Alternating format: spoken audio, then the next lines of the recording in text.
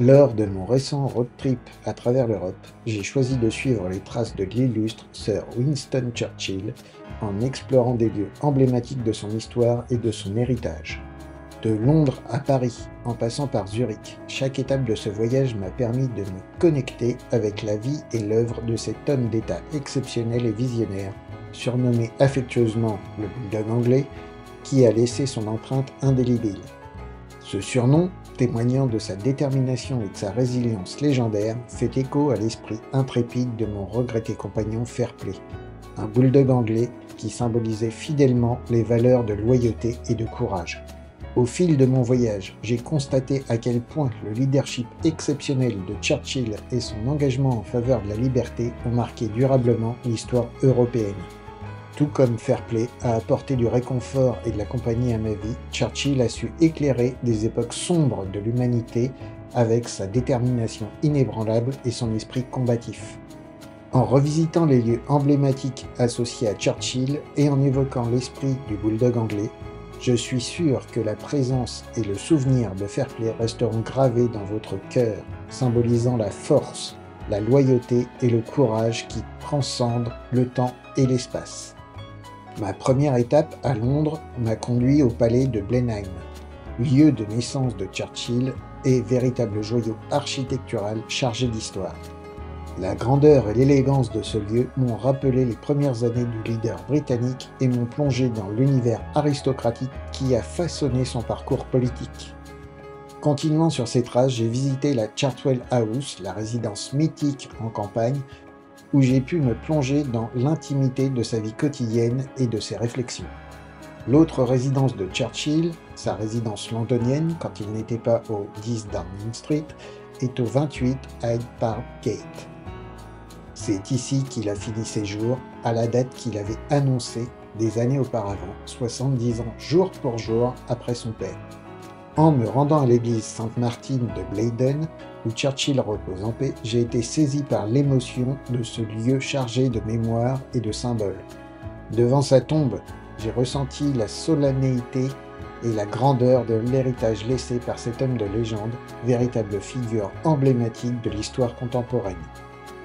À Londres, je vous recommande les endroits suivants pour vos repas et votre hébergement. The Churchill Arms, pub historique situé à Kensington Church Street, incontournable pour déguster une cuisine britannique authentique dans une ambiance chaleureuse tout en célébrant l'héritage de Churchill. The Ritz London, pour une expérience luxueuse, pourquoi ne pas séjourner à l'hôtel The Ritz London, symbole d'élégance et de raffinement où Churchill lui-même a séjourné à plusieurs reprises. À Paris, ville où Churchill a entretenu des liens privilégiés, j'ai exploré les quartiers mythiques où il a noué des relations diplomatiques cruciales et influencé des événements majeurs. Chaque rue, chaque monument m'a rappelé le rôle incontournable joué par Churchill dans la construction de l'Europe moderne et dans la défense des valeurs démocratiques. Hôtel de Ville de Paris, lieu de rencontres diplomatiques et de célébrations majeures, l'Hôtel de Ville de Paris a été le théâtre de plusieurs événements où Churchill a noué des liens politiques essentiels pour le devenir de l'Europe. Palais de l'Élysée, résidence officielle du président de la République française, le Palais de l'Élysée a accueilli Churchill à plusieurs reprises lors de ses visites officielles à Paris. Ces échanges avec les dirigeants français ont contribué à forger des alliances clés pour la paix en Europe. Quartier du Marais, quartier historique de Paris où de nombreux intellectuels français et artistes se sont engagés, le lieu de résidence de Churchill lors de ses séjours dans la capitale. Les salons et cafés du Marais ont été le berceau de discussions animées sur l'avenir de l'Europe et les enjeux de l'époque. Les Invalides, l'Hôtel des Invalides, lieu pourtant associé à Napoléon Bonaparte, a également accueilli Churchill lors des visites officielles à Paris. Sa présence dans ce haut lieu de l'histoire militaire française symbolise l'importance des liens entre les deux nations dans la lutte pour la liberté et la démocratie. À Paris, voici quelques suggestions pour vos repas et votre hébergement. Café de Flore, café emblématique du quartier latin, ayant accueilli de nombreuses personnalités intellectuelles et artistiques, dont Churchill, et proposant une ambiance authentique pour déguster des plats français traditionnels. Hôtel Le Meurice. Pour une expérience de séjour luxueux, l'hôtel Le Meurice, situé à quelques pas du palais de l'Élysée, est un choix idéal pour s'imprégner de l'élégance parisienne et de l'histoire passée de la ville. Mon voyage s'est achevé à Zurich, où j'ai pu explorer les lieux où Churchill a prononcé des discours mémorables sur la paix et l'unité de l'Europe. À la Maison de la Paix, j'ai pris la parole pour partager ma vision inspirée de l'héritage et des idéaux de Churchill, prenant l'importance de la coopération internationale et de la construction d'un avenir commun.